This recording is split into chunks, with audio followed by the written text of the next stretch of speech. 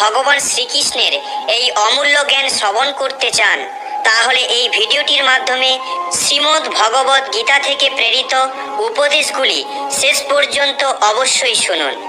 এই জ্ঞান বা উপদেশগুলি সকাল ও রাত্রিতে ঘুম থেকে উঠে বা ঘুমানোর আগে অবশ্যই শুনবেন।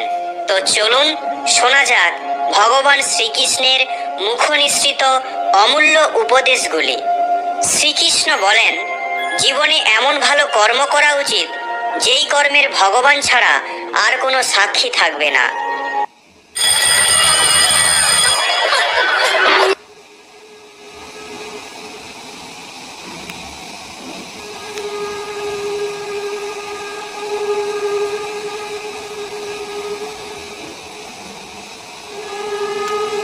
মৃত্যু হওয়া সময়ের ব্যাপার, কিন্তু মৃত্যুর পর লোকের মনে জীবিত থাকা কর্মের ব্যাপার।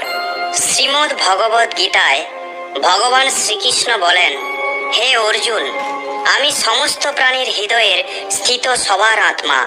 আমি সমস্ত প্রাণীর আদি, অন্ত আর মধ্যম। গ্রহের মধ্যে আমি সূর্য, বেদের মধ্যে আমি সাম্য, দেবতাদের মধ্যে আমি ইন্দ্র, ইন্দ্রিয়ের মধ্যে আমি মন। আমিই ব্রহ্মা, আমিই বিষ্ণু, আমিই মহেশ্বর।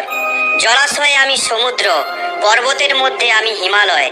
এই সম্পূর্ণ সংসারে তুমি যা কিছু দেখতে পাচ্ছ সব কিছুই আমি। শ্রীকৃষ্ণ বলেন, এই সমস্ত সংসার আমার মায়া। এই সংসার আমার থেকেই উৎপন্ন হয়েছে। আমি এর পালন পোষণ করি আর আমি এর সৃষ্টির বিনাশও করি।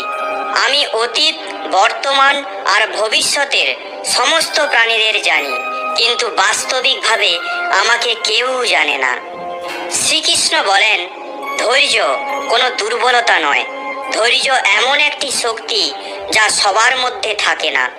প্রার্থনা কখনো নষ্ট হয় না, সঠিক সময়ে তা কার্যকর হয়। মানুষ বিশ্বাসের দ্বারা নির্মিত। যেমন সে বিশ্বাস করবে তেমনই সে তৈরি হবে। সমস্ত জিনিস নকল করা যায়, কিন্তু চরিত্র আর ব্যবহার নকল করা যায় না। নিজের চিন্তাধারাকে নিয়ন্ত্রণ রাখুন, কারণ আপনার দুশ্চিন্তা বাস্তব রূপ নেবে। মন কর্ম ভালো হলে ভাগ্য কখনোই খারাপ হবে না। মাথায় চিন্তা যত কম হবে, জীবনের রাস্তা ততই মসৃণ হবে। মন ঝোঁকানো অত্যন্ত জরুরি, কারণ শুধুমাত্র মাথা ঝোঁকালেই ভগবানকে পাওয়া যাবে না। যদি আপনি কিছু পরিস্থিতির জন্য চিন্তিত হয়ে যান যা আপনার নিয়ন্ত্রণে নেই, এর পরিণাম হলো সময় নষ্ট আর ভবিষ্যতের অনুশোচনা। আপনি দুঃখে মন দিলে সব সময় দুঃখী থাকবেন। আপনি সুখে মন দিলে সব সময় সুখী থাকবেন, কারণ আপনি যেটাতে মনোনিবেশ করবেন সেই জিনিসটি সক্রিয় হয়ে উঠবে। শ্রীমদ্ ভগবত গীতায় ভগবান শ্রীকৃষ্ণ বলেন, যেভাবে আলোয় অন্ধকার উজ্জ্বল হয়ে ওঠে, সেইভাবে সত্য উজ্জ্বল হয়ে ওঠে। তাই মানুষকে সবসময় সত্যের পথে চলা উচিত। মৃত্যু একটি অটল সত্য, যাকে পরিবর্তন করা যাবে না। এই সংসার যবে থেকে নির্মিত হয়েছে তবে থেকেই জন্ম মৃত্যুর চক্র চলে আসছে। কোনো মানুষ লক্ষ জিনিস জেনে নিলেও, পুরো পৃথিবীকে চিনে নিলেও, সে যদি নিজেকে না জানতে পারে তাহলে তাকে অজ্ঞানী বলা হবে। শ্রীকৃষ্ণ বলেন, যদি কেউ আপনাকে প্রত্যাখ্যান করে তাহলে খারাপ ভাববেন না, কারণ সে বাস্তবে আপনার মূল্য জানে না। খারাপ সময় কেটে যায়, ভগবান শুধু আমাদের ধৈর্যের পরীক্ষা নেয়। মুখে সব সময় হাসি মানে এই নয় যে জীবনে সংঘর্ষ নেই। শুধুমাত্র ভগবানের উপর ভরসা রাখুন। জীবনে কিছু বড় করতে হলে দুটো জিনিস সব সময় মনে রাখবেন। এক, যা হারিয়েছেন তার দুঃখ পাবেন না। দুই, যা পেয়েছেন তা কোনো কিছুর থেকে কম নয়।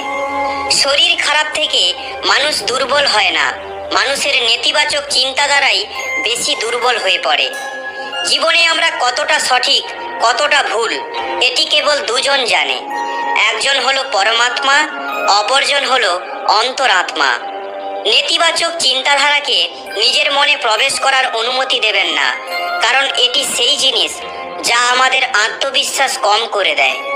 সাফল্যতা মানুষের জীবনে সংঘর্ষের ফল।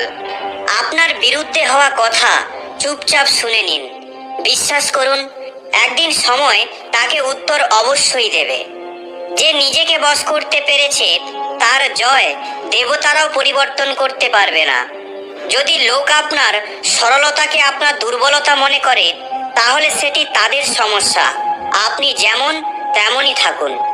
শ্রীমদ্ ভগবত গীতায় ভগবান শ্রীকৃষ্ণ বলেন, হে অর্জুন, তোমার কি চলে গেছে যে তুমি কাঁদছো? তুমি কি নিয়ে এসেছিলে যা হারিয়ে ফেলেছো? তুমি কি সৃষ্টি করেছো যা নষ্ট হয়ে গেছে? তুমি যা নিয়েছো এখান থেকেই নিয়েছো, যা দিয়েছো এখানেই দিয়েছো। যা আজ তোমার কাল তা অন্য কারোর হবে, কারণ পরিবর্তনই এই সংসারের নিয়ম। সম্পূর্ণ সংসার এই পরিবর্তনের নিয়ম মেনে চলে। ভগবান শ্রীকৃষ্ণ বলেন, কর্মযোগ এমন এক যোগ যার মাধ্যমে আমরা জীবাত্মার সাথে যুক্ত হতে পারি। কর্মযোগ আমাদের আত্মজ্ঞানকে জাগ্রত করে। এরপরে আমরা শুধু বর্তমান জীবনের উদ্দেশ্যে নয়, বরং জীবনের শেষে নিজের কি গতি প্রাপ্ত হবে তার পূর্বাভাস প্রাপ্ত করতে পারবো। এই যোগের দ্বারা কর্ম করে ঈশ্বরকে প্রাপ্ত করা যায়। শ্রীমদ্ ভগবত গীতায় কর্মযোগকে সর্বশ্রেষ্ঠ মানা হয়। গৃহস্থ আর কর্মঠ ব্যক্তির জন্য এই যোগটি অত্যন্ত উপযুক্ত। কর্মযোগ এটাই শেখায় যে আশাহীন হয়ে কর্ম করুন। কর্মযোগী কর্ম করতে ভালোবাসে, তাই কর্ম করে। সে এরপর সেই কর্মফলের আশা করে না। কর্মযোগী কখনোই কর্মত্যাগ করে না, সে কেবল কর্মফল ত্যাগ করে। এর ফলে সে জন্ম মৃত্যুর দুঃখ থেকে মুক্ত পেয়ে যায়। সংসারের কোনো কর্ম ব্রহ্ম থেকে আলাদা নয়, তাই কর্মের প্রকৃতি যাই হোক না কেন, নিষ্কাম কর্ম ঈশ্বরকে সমর্পিত হয়ে যায়। হে অর্জুন, পুনর্জন্মের কারণ হলো বাসনা ও অতিরিক্ত কামনা সঞ্চয়। কর্মযোগী কর্মফলের চক্রে পড়ে না, তাই তার মনে কোনো কামনার সৃষ্টি হয় না।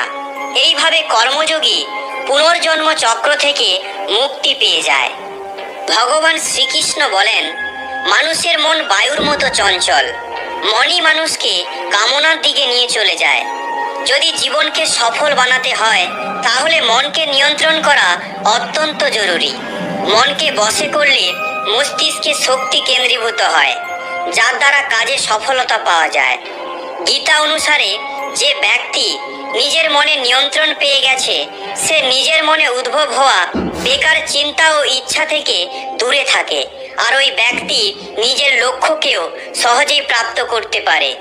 যদি মনকে বশে না করতে পারেন, তাহলে মন আপনার সব থেকে বড় শত্রু হয়ে যাবে।